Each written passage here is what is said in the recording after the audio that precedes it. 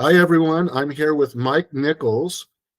Mike is from Vernon Parish, Louisiana, and he has been spearheading one of the most important nationwide movements in the United States today, which is dealing with carbon capture and sequestration. Mike is a biologist, a multi-generation Louisianan, and fortunately, he's running for Congress against the Speaker of the House, Mike Johnson, in the 4th District. And as we go through this interview, I think you'll know why I said fortunately. Mike, welcome. Good evening, David. Thank you.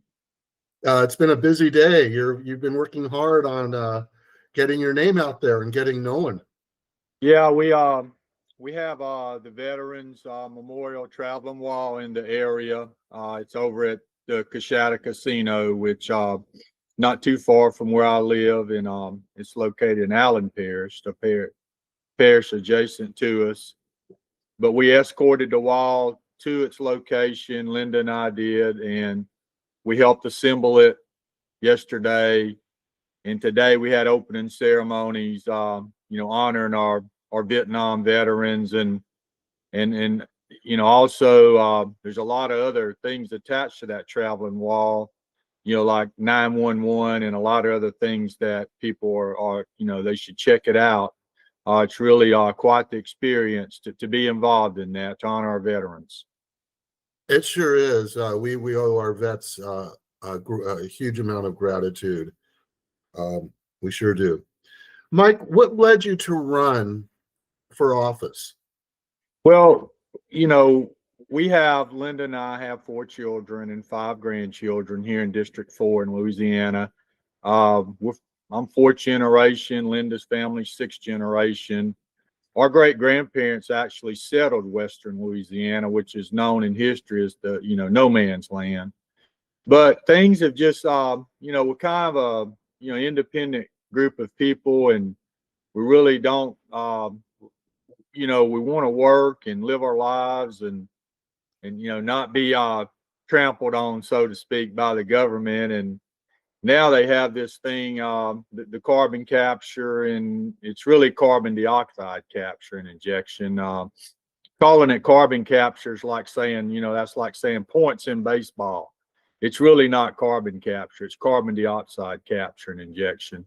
But anyhow, that came about a couple years ago, and it has eminent domain attached to it. I was already concerned about the direction our country's headed. $37 trillion in debt, and we just keep going further and further in debt, seems like. And it's like our leaders seem to be like preschoolers who don't know how to share their crayons, is how I like to say it. And I want to work for our children and grandchildren and try to turn this stuff in the opposite direction, where we're not so far in debt, and we can, affordable health care, MAHA, Make America Healthy Again. And, and also a big concern of mine is, our environment and then our land rights. I've been in conservation my entire life, and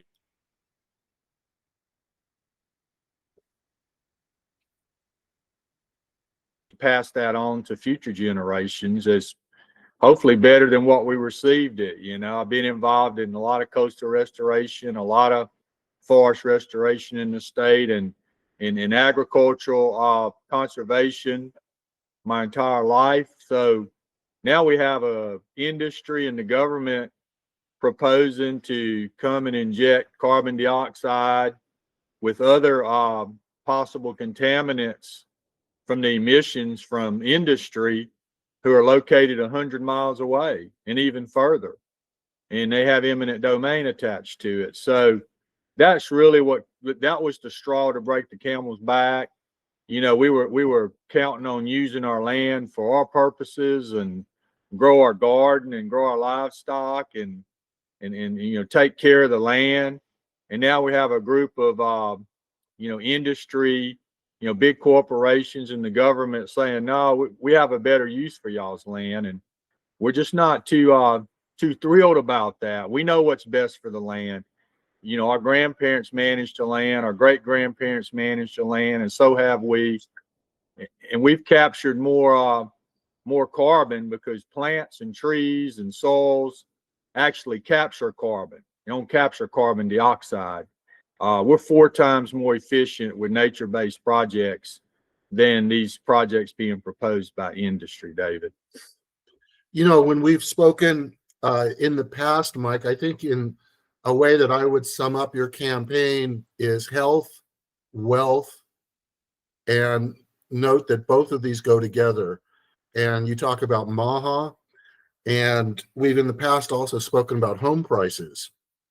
And I think health and wealth and home prices all go together in terms of what motivates most people, because for most people, their health is number one out of their family and themselves.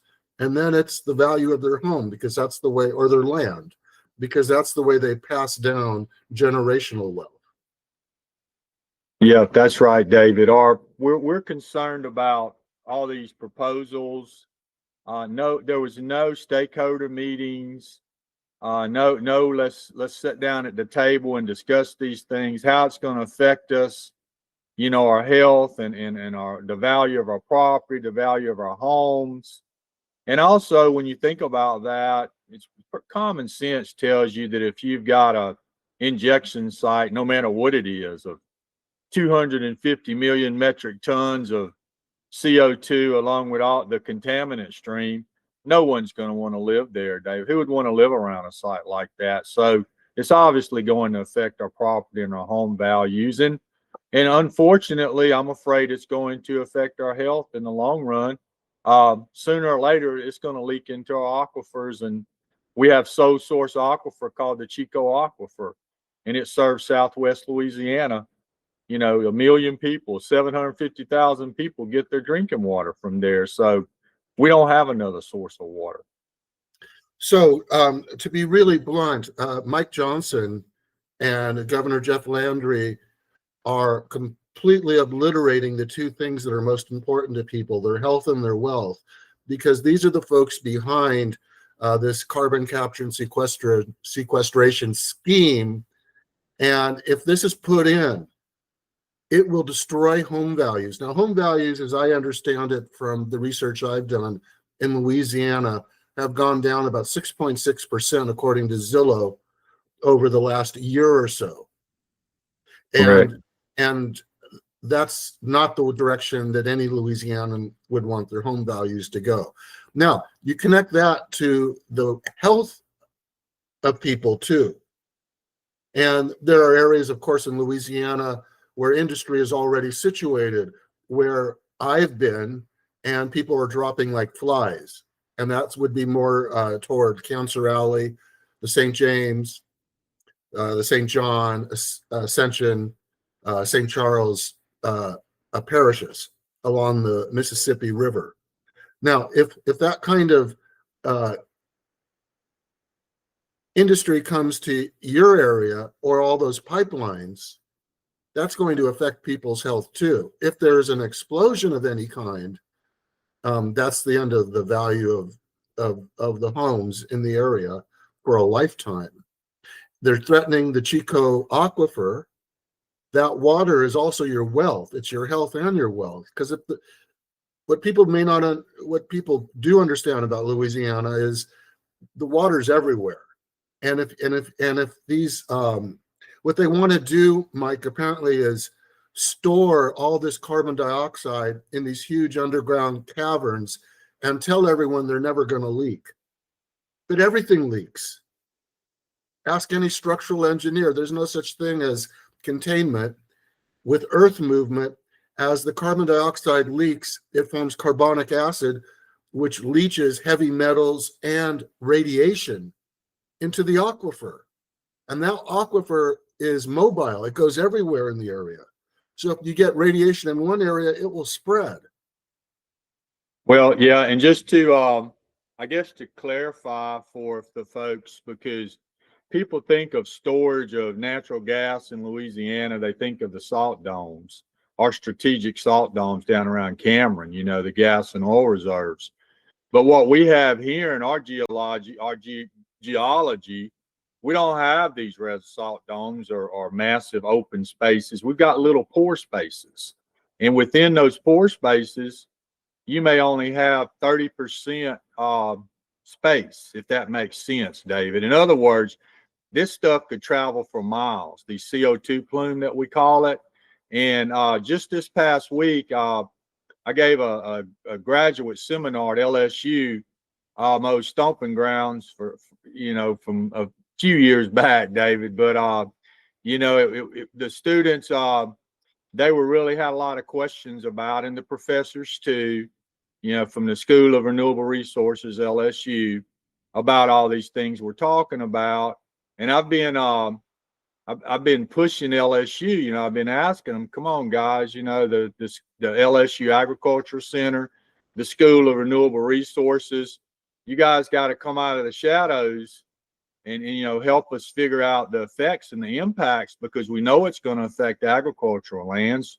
We know it's going to affect our aquifers, but you don't have a big old reservoir down there. That's one of the things that, and where they're putting it is occupied by salt water. So you create what's called a pressure front when you start injecting stuff down there. No, if carbon dioxide, no matter what it is, but especially carbon dioxide, because they compress it to what's called a supercritical state, which is, to put it through the pipelines, you got to be above 1400 psi to be at the supercritical state.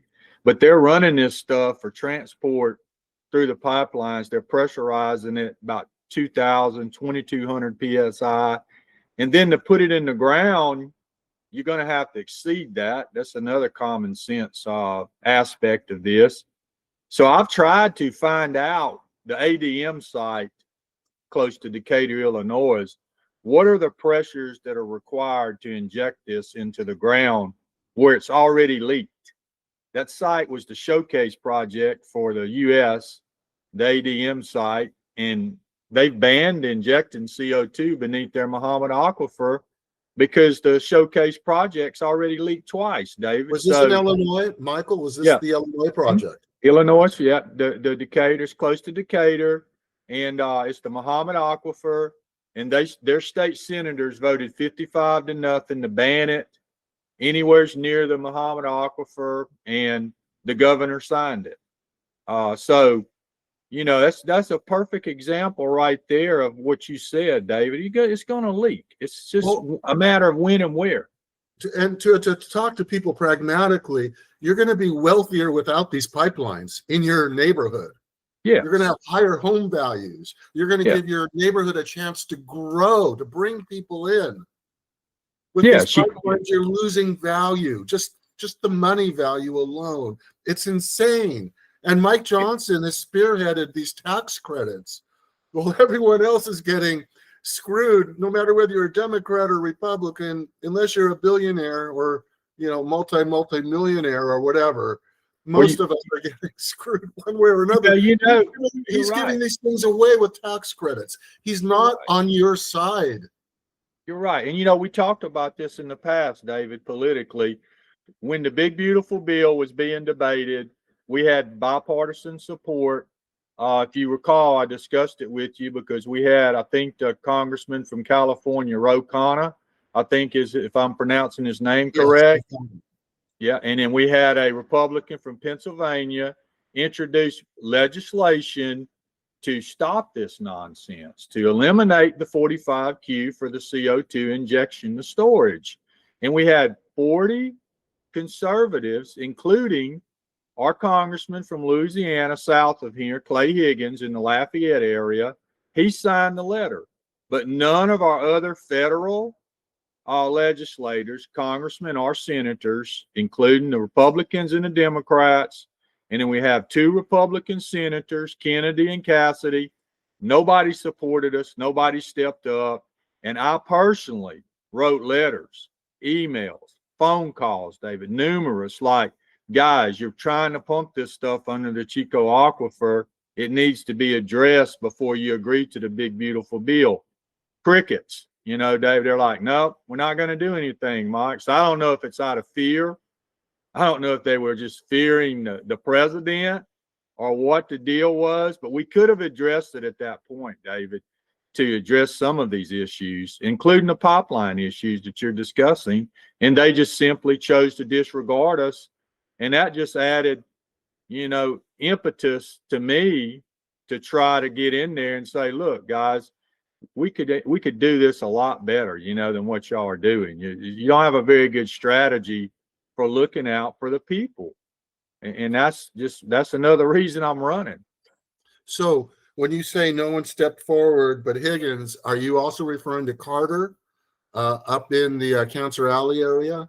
Yes, Carter did not step forward at all. Cleo Fields, I was in direct contact with Congressman Fields' office.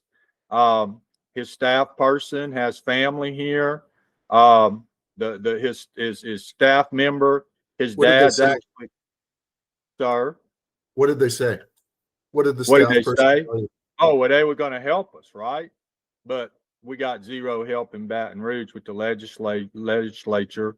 They were going to help, work with us and try to address these concerns. And, maybe they did try behind the scenes, but we didn't get any support. We got no results. Well, when you say try, when you say signing on to a bill as Higgins did, isn't that something if Carter had done it, you would have known? If Fields yes, had done Carter did not sign on to the bill. I verified all the signatures from Louisiana, and Congressman Higgins, he could have acted a lot sooner than he did. But it's always easy to criticize. But my point is, I think they should have negotiated this. We had it to the House Ways and Means Committee, to the chairman, and if I recall, his name's Smith, Chairman Smith, the youngest chairman ever of the House Ways and Means Committee, and his family's from Southeast Missouri.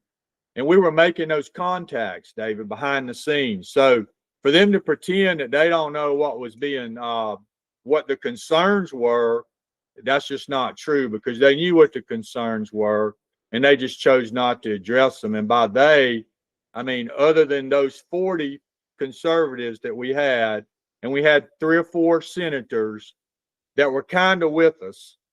But when it came time to put their foot down, they just agreed to the big, beautiful bill, David. It should.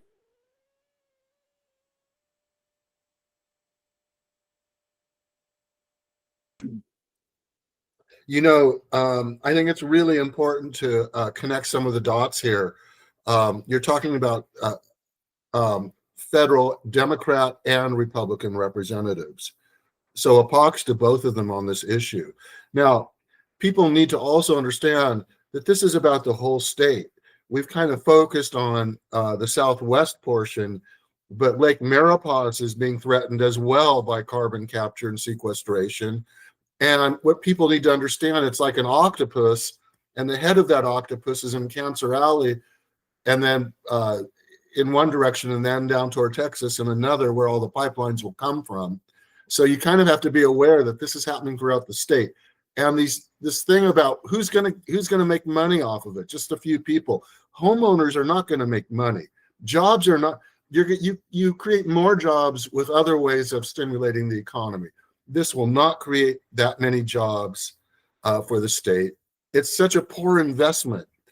And on the state level, you were working with a number of representatives and senators as well on House Bill 4. And this was, I think, in April and May of this year. What happened to House Bill 4? That's correct. House Bill 4, where we would allow each parish to be able to decide if they wanted this in their parish or not. We could not get the bill out of committee. The only bill that we got out of committee was to be able to, if there's litigation, if there's lawsuits, you get to have that in your home parish, fortunately.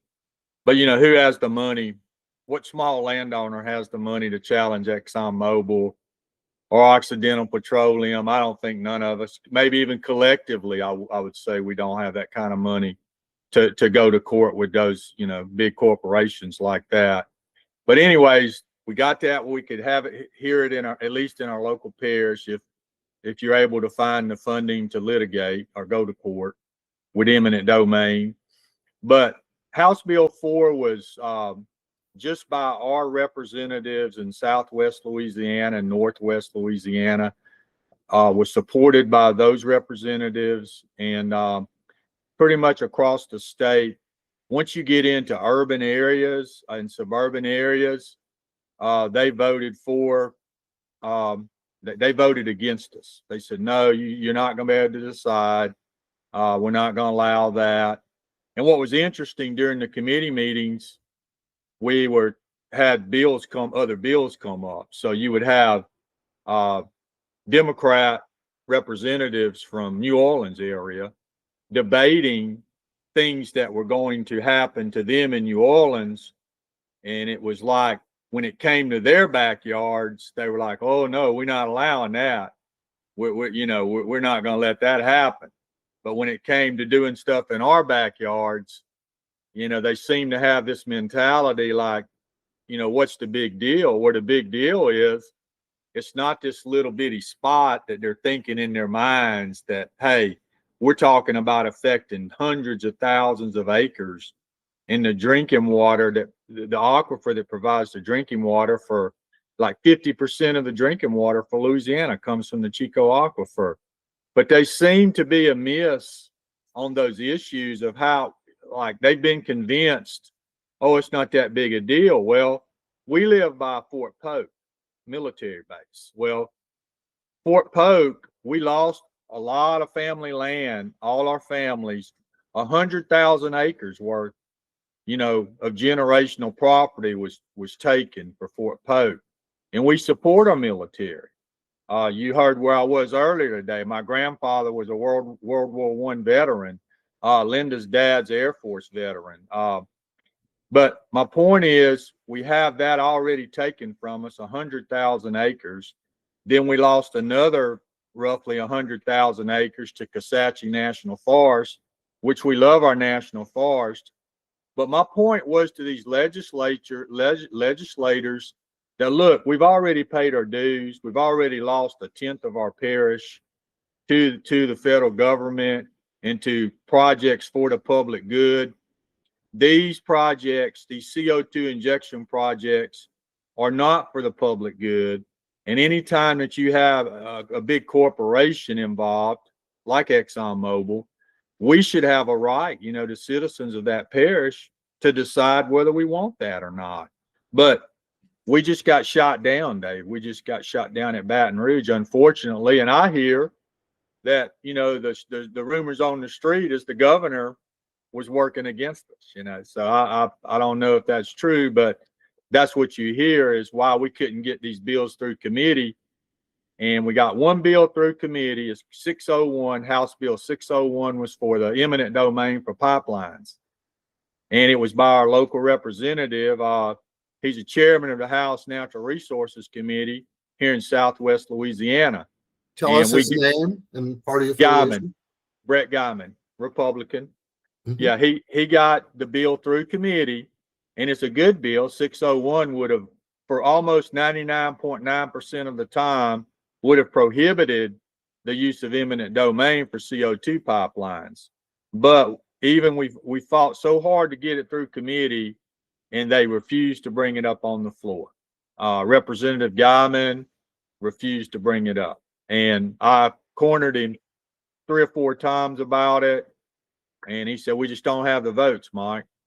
And you know how politicians are. They have a lot of ego and a lot of pride, and they don't want to lose a vote. So yeah, I do understand that part of it. That's an interesting thing. We're approaching the end of this particular podcast, but I want to mention to folks in the next podcast, let's not give it away now, you actually met with Governor Landry. And I want you to share a little bit of that meeting when we do our next podcast.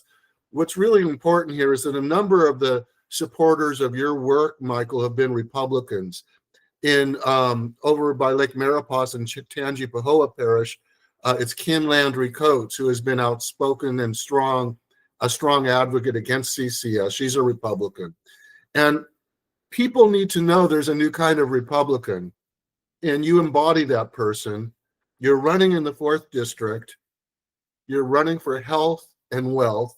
you understand how these go together, homeowners' rights, and you get these things. So I hope people tune in, and when it's time to vote in that primary against Mike Johnson, they send you to the top, because you will be better for 99.9% of the people in the entire 4th district. Folks, where can people learn more about your candidacy, Michael Nichols? Okay, the right Mike. I'm the right Mike for the job. Do not vote for that wrong Mike. He's had his turn at it, and y'all have seen the outcome. But you can look me up on Facebook, Mike Nichols for Congress, and I also have a web page, MikeNicholsForCongress.com, and go on there and like me on Facebook and reach out to me with comments or questions, and I'll respond back. Boy, folks, this is such a new kind of Republican. There used to be a few environmentalist Republicans. In fact, it was a Republican president, Richard Nixon, who began the EPA. The party has come a long ways in a bad direction. And if you want to learn more about my work, you can get my new book, Raising Healthy Kids, Protecting Your Children from Hidden Chemical Toxins. It's available at Amazon.com, or use the link in this post, and I'll put Mike's links in the post too that goes with this podcast. Mike, thanks for visiting with us tonight. Thank you, David. Always enjoy it.